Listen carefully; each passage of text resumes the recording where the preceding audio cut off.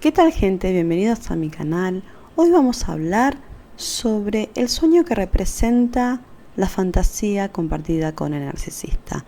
Y presta atención, porque voy a ir de menor a mayor para, obviamente, complejizando el tema.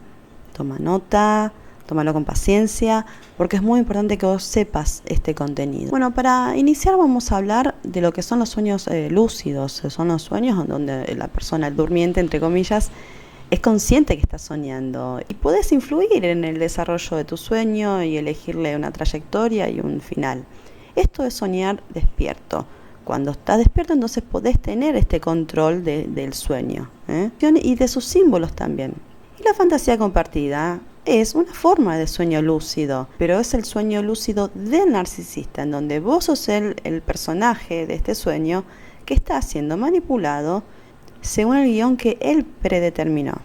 Así el narcisista te incorpora a la fantasía compartida arrastrándote, y este proceso desencadena, interrumpe y reprime recuerdos. Puedes ver en este caso los videos que yo he hecho sobre fantasía compartida, y también es muy importante que veas un video que hace mucho hice en vivo con respecto a los sueños. Pero acá en este punto, con respecto a los sueños, el narcisista utiliza determinadas mantras verbales, ciertas señales verbales, principalmente el abuso verbal, que ellos son los maestros en esto, para inducir a tu cerebro en un estado en el cual se clona o se convierte en una réplica de su propio estado cerebral, o sea, del estado cerebral del narcisista. Así es como él o ella sincroniza tu cerebro con el suyo, literalmente en las mismas ondas, utilizando una forma de manipulación verbal conocida como entrenamiento. Pero este entrenamiento desencadena otras voces, además de las conocidas ya como introyectos de la que todos los seres humanos contamos. Y este entrenamiento que te hace narcisista saca a la superficie, hace resurgir recuerdos reprimidos. En otras palabras, contrarresta la disociación, porque esos recuerdos están muy reprimidos, están totalmente disociados. Pero los trae. Ahora bien, estos son procesos muy traumáticos, incluso cuando son inconscientes, y generan algo llamado abreacción. Cuando traes material, experiencias, recuerdos y voces olvidadas, inhibidas, rechazadas y prohibidas del inconsciente a la conciencia, donde esto genera una liberación emocional concurrente. Hay una descarga de emociones, tensiones, estrés y ansiedad muy poderosas en tu mente en estos momentos.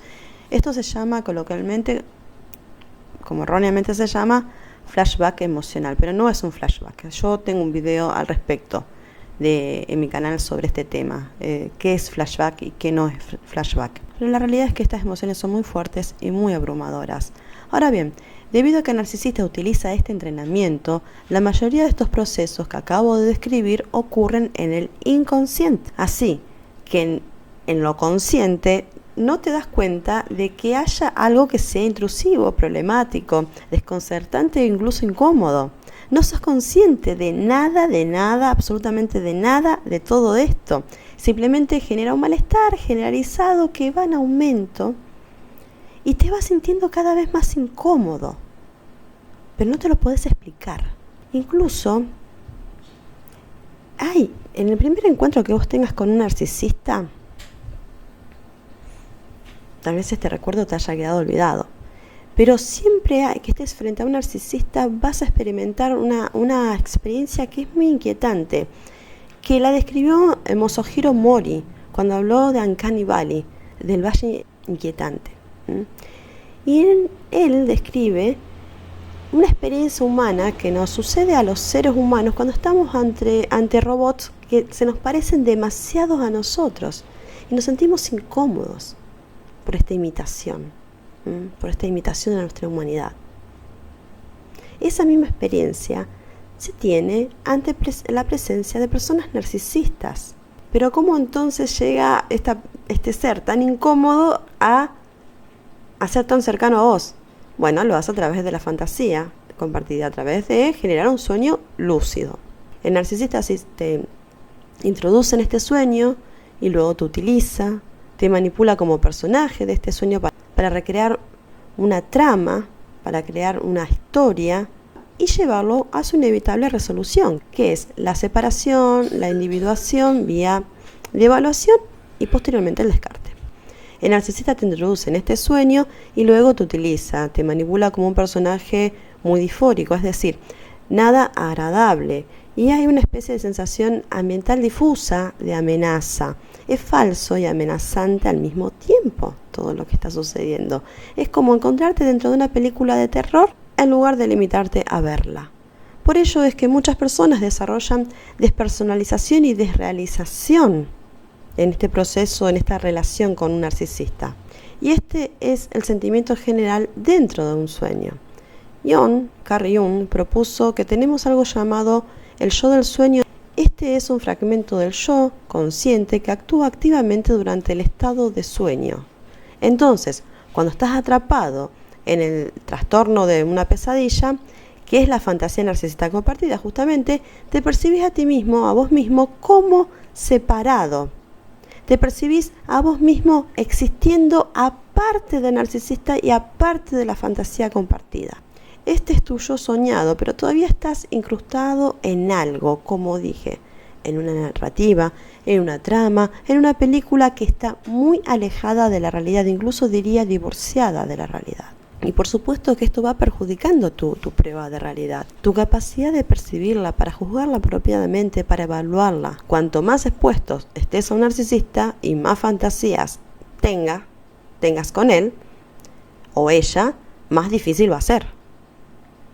Ahora bien, no significa necesariamente que empiezas a tener alucinaciones que sean raras o que te vuelvas delirante. Simplemente significa que el narcisista se convierte en tu conducto, tu canal hacia la realidad. Y empezás a juzgar esta realidad, la evaluás y te involucras a través del narcisista. Exteriorizás la realidad, te vinculas con ella a través de ese yo disfuncional y escindido que tiene el narcisista. Y no a través tuyo, no a través de tu propia percepción, sino a través de la percepción de él, a través de los lentes de él. Y terminas convirtiendo al narcisista en la prueba de fuego cuando se trata de realidad. Y por lo tanto abrogás y entregás autonomía personal, tu poder de agencia, tu autosuficiencia, porque en ausencia de prueba de realidad no podemos operar de ninguna manera significativa, nos volvemos disfuncionales. Y el narcisista está acá para tomar tu relevo y convertirse en tu regulador externo. Porque al estar inmerso en el sueño lúcido, que es la fantasía compartida, estás constantemente expuesto a gaslighting o a confabulaciones de narcisista. Hay un video donde yo explico en profundidad estas diferencias. Pero en realidad, ya el narcisista llega un momento que no te hace gaslighting, vos te auto haces gaslighting, porque ya no te perdés esta prueba, este norte, esta prueba de realidad. Los narcisistas no lo hacen a propósito, además, cuando hacen gaslighting. No tienen un plan premeditado para hacerte dudar de tu cordura. Este plan premeditado es más propio de los psicópatas. Los psicópatas sí lo hacen a sabiendas de lo que están haciendo, pero el narcisista no lo hace de esta manera.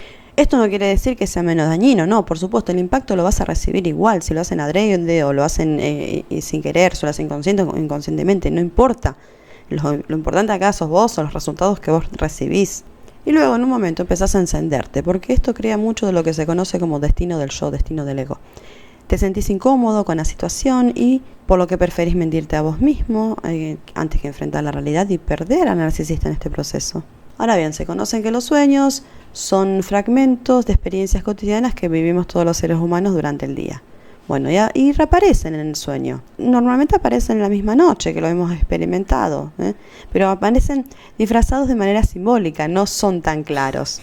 Y en este punto Freud, por supuesto, ha trabajado muchísimo sobre la interpretación de los sueños, su simbolismo. Entonces los recuerdos diarios se transfieren a los sueños y los recuerdos de las experiencias de vigilia están sujetos a lo que se conoce como el retraso del sueño. Normalmente este retraso del sueño puede ser entre 5 y 7 días. Entonces los recuerdos que se producen en el momento de vigilia, en el momento donde uno está despierto, luego aparece en el sueño y puede tener este retraso entre 5 y 7 días. Entonces nuestros sueños se componen de recuerdos inmediatos que se crean en el día anterior del sueño y recuerdos también retrasados, como acabo de mencionar, recuerdos que se crearon entre 5 y 7 días anteriores.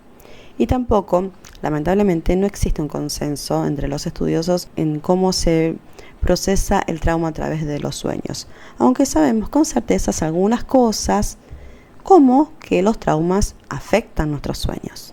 En este punto, Sigmund Freud, fundador y padre del psicoanálisis, ya sabemos, ofreció una perspectiva temprana en este punto, en esta temática. Sugirió que los sueños nos permiten acceder al inconsciente. Dijo que el inconsciente se manifiesta en los sueños.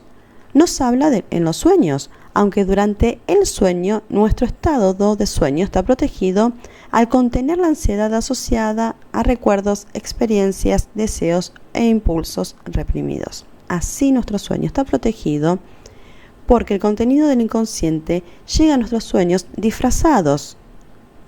Disfrazados de diversas maneras, disfrazados de narraciones, de fábulas, leyendas, símbolos, lo que sea. De esto hablaba Freud, justamente. Pero Freud vivió y trabajó hace más de un siglo. Y mientras tanto hemos aprendido algunas cositas más sobre los sueños, como humanidad. Pero aún estamos bastante lejos de comprender toda su utilidad. Sabemos incluso que los animales sueñan. El que tiene un animalito en casa ha tenido que despertarse para consolar al animalito que estaba en una pesadilla a veces. Los que tenemos animales sabemos de estas cosas. Así que los sueños no solamente son propiamente humanos, sino que parece ser que tienen una cuestión, una función biológica. Algunos investigadores pensaron que los sueños permitían a las personas revisar y superar viejos traumas. Y las pesadillas se consideraban una incapacidad para superar las experiencias traumáticas del autodominio. Estos estudios creían que las pesadillas eran una forma en que la mente transforma la vergüenza y otros efectos negativos asociados a eventos traumáticos. Luego convierten todos estos efectos negativos en miedo y una sensación de pérdida y amenaza inminente. Y nuevamente no estamos muy seguros de la respuesta, excepto que sabemos que el contenido relacionado con experiencias y eventos traumáticos llegan a los sueños. Los sueños ayudan a integrar nuestras experiencias a una memoria de largo plazo. En esto en sí interviene el hipocampo en un proceso llamado de consolidación de la memoria. Cuando estamos expuestos a una experiencia traumática, especialmente una experiencia traumática prolongada, como es la fantasía compartida, desarrollamos un trauma complejo. Un trauma complejo se distingue del trauma simple, que es un evento determinado, que es agudo, un evento agudo, en donde la persona está expuesta a una situación muy abrumadora, pero que desarrolla un estrés postraumático. Pero ¿qué pasa? El estrés postraumático complejo se da siempre que que se hayan sido tal vez eventos no tan graves, que en sí mismos singularmente no hayan sido muy graves, pero en la cantidad y por la prolongación del tiempo tiene esta potencialidad de generar un trauma complejo. Y en este caso entonces los sueños serían recurrentes. Y así la mente, el sueño, o sea, el cerebro trataría de procesar todas estas experiencias a través de los sueños para poder tener la capacidad de afrontamiento y aprender de estas situaciones traumáticas. Y esto está íntimamente vinculado con las funciones corporales del ser humano. Los sueños pueden simular eventos amenazantes y permitirnos experimentar y probar diferentes respuestas orgánicas. Por lo tanto, se podría considerar los sueños que son como simulaciones de amenazas a las que se expone el ser humano mientras duerme tranquilamente en su cama. Reducen los miedos y la ansiedad y permite acceder de forma segura a todas las áreas del cerebro que son muy importantes. Por ejemplo, las partes creativas, las partes de la toma de decisiones, las partes ejecutivas. Por eso, hay muchas investigaciones que demuestran que es mucho más probable que nos acerquemos a situaciones amenazantes en los sueños que evitarlas. Porque en los sueños podemos ser héroes, podemos tener poderes, lo que sea. Podemos enfrentarnos a cualquier cosa en los sueños. Mientras que en la vida real, o sea, donde vemos amenazas o riesgos, nos alejamos y tratamos de no actuar imprudentemente. En cambio, en los sueños sí nos permitimos hacerlo. Nos permitimos tener estos superpoderes. Y así, en un estado de sueño, nos convertimos en personas límites y psicópatas durante unas horas en realidad duran unos minutos, unos segundos los sueños nada más. Todos hemos oído sobre el sueño reparador. Te despertás, te sentís animado, estás vigoroso, revitalizado y así sucesivamente. pero parece ser que gran parte de la curación se produce mientras duerme. Hay una reducción en el dolor de los recuerdos traumáticos. Hay una reformulación del trauma, reformulándolo de manera que sean más aceptables para la psiqui.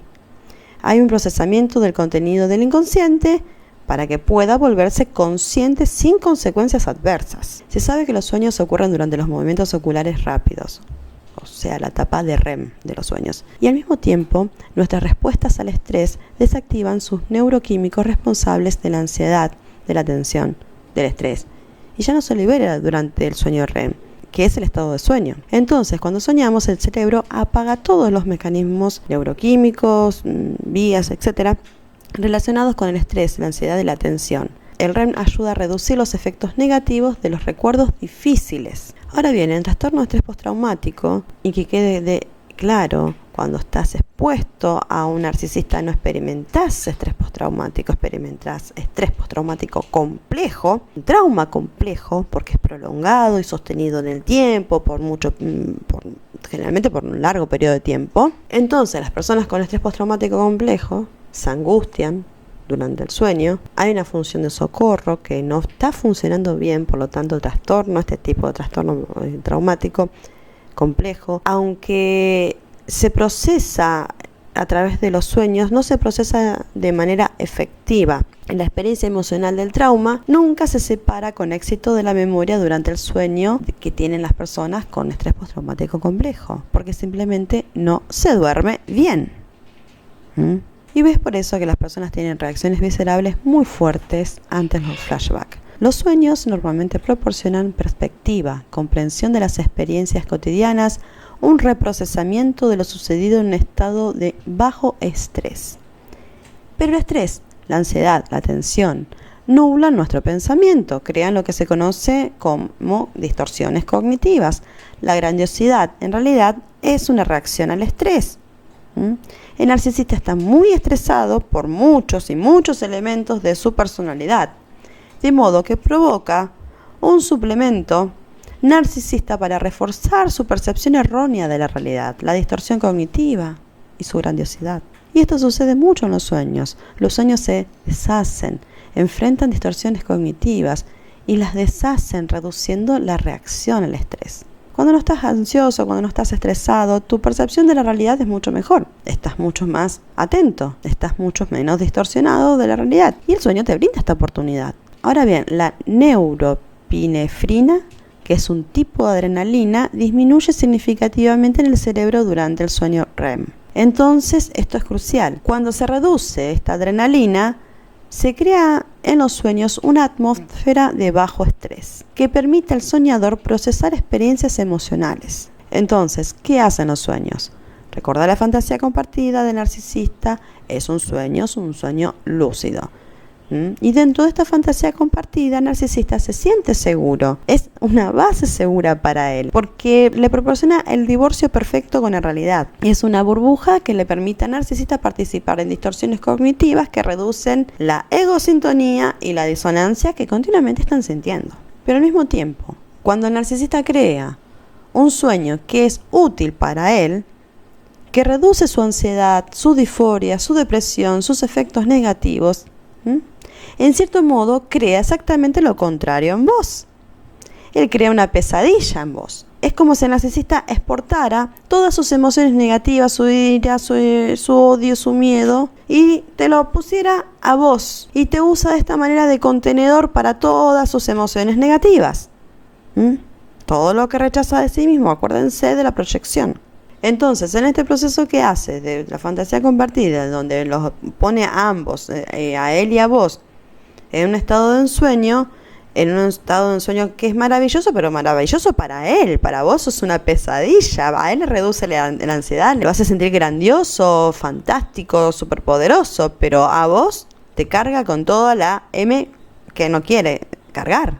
Así el narcisista te subcontrata para sus pesadillas. Deja de tener esas pesadillas, ahora las tenés vos. Y tu papel ahora es servir de receptáculo para estas pesadillas, para permitirle que él procese sus traumas y sus ansiedades con total tranquilidad y normalidad. Y ves que esto encaja perfectamente en la recreación que el narcisista necesita hacer para reproducir los conflictos de su primera infancia.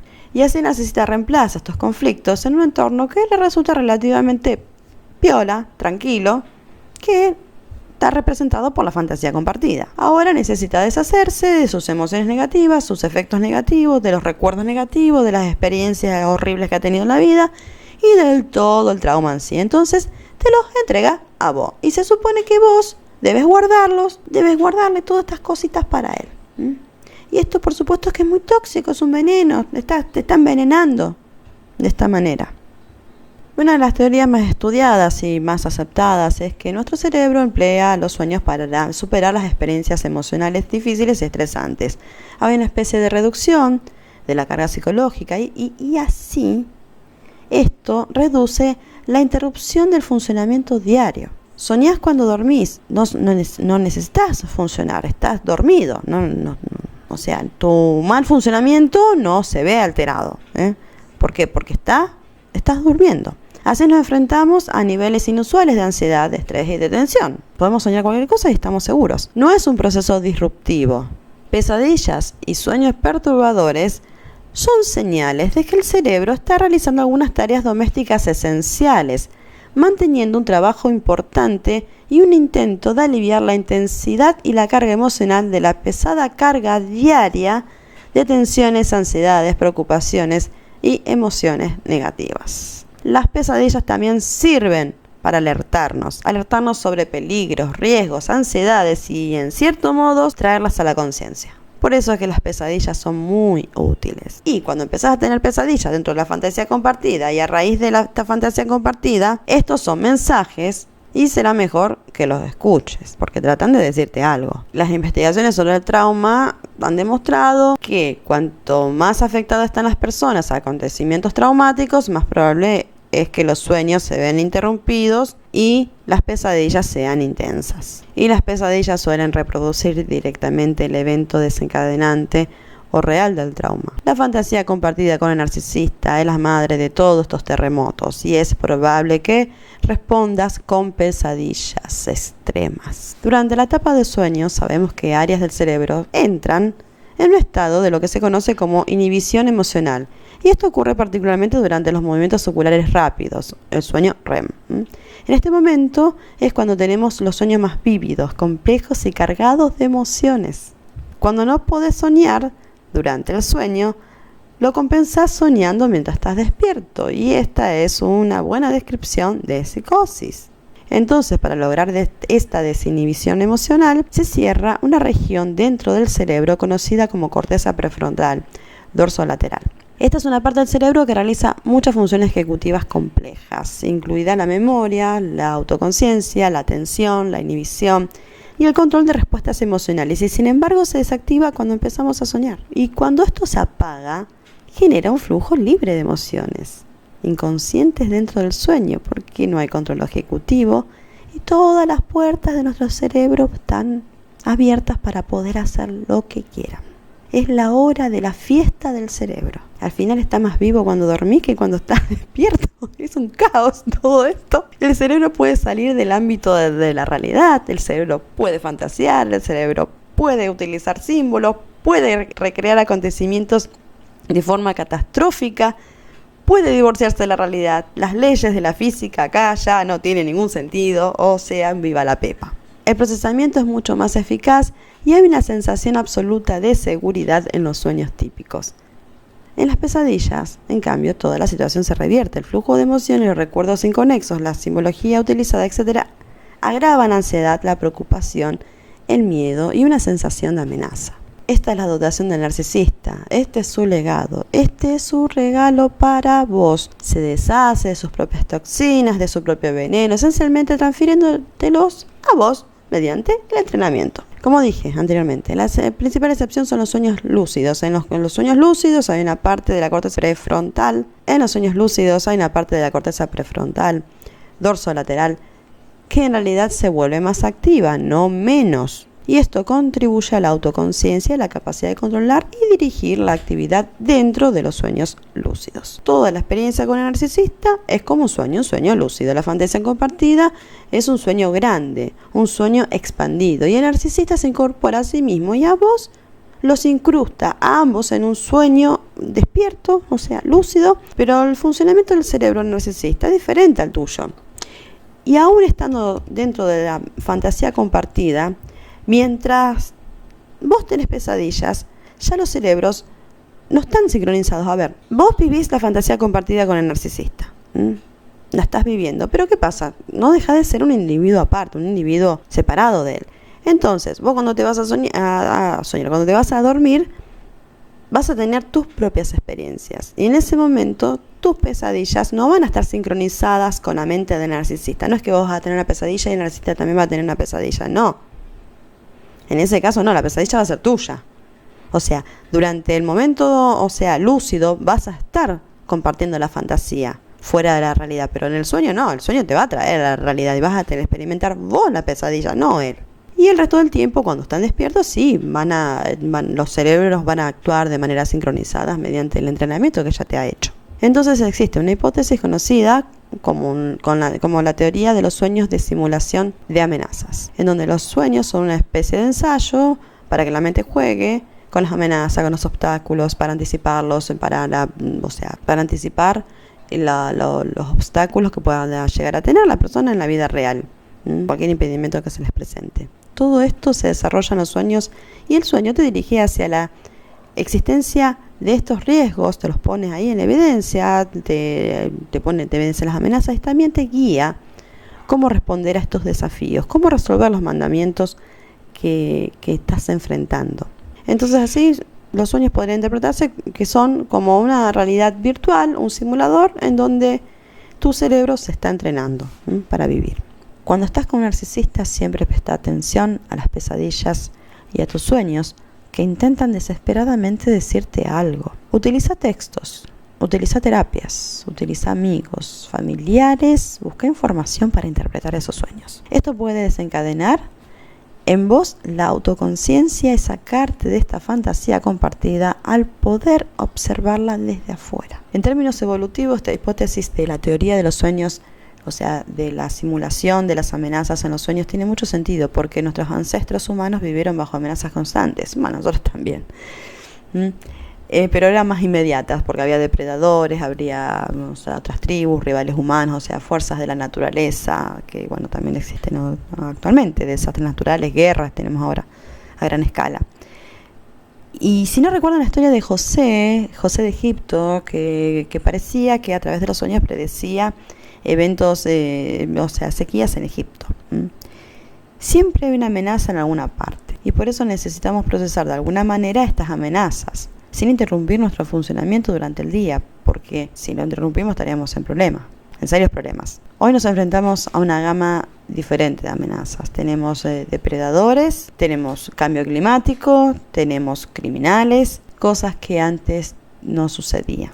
Por supuesto, este entorno posmoderno no es menos malicioso y amenazador que el entorno de la antigüedad, pero la capacidad del cerebro para ejecutar las simulaciones cuando se enfrentan a amenazas y peligros sigue siendo la misma y estamos haciendo uso justamente de esta capacidad. El cuerpo en sí no distingue cuando está en una situación de estrés y de agitación si la amenaza es real o que es imaginaria. Entonces, cuando imaginas o anticipas una catástrofe, cuando haces un drama de algo, la reacción dentro del cerebro, es muy importante no catastrofizar, no dramatizar. Por este motivo, la reacción dentro del cerebro, la neuroquímica, los flujos sanguíneos, la activación de ciertas partes del cerebro es idéntica a la reacción cuando realmente estás experimentando el evento traumático. Es la misma reacción fisiológica. Entonces, es apropiado darle al cerebro las señales correctas, no irnos por las ramas, no llevar las cosas al extremo. Cuando estamos constantemente ansiosos y preocupados, en nuestros cuerpos se instala el modo de lucha y los sueños nos ayudan de alguna manera a salir de ahí y tomar las decisiones correctas. Practica, entrená para las situaciones de la vida real, observa la fantasía compartida a través de los sueños.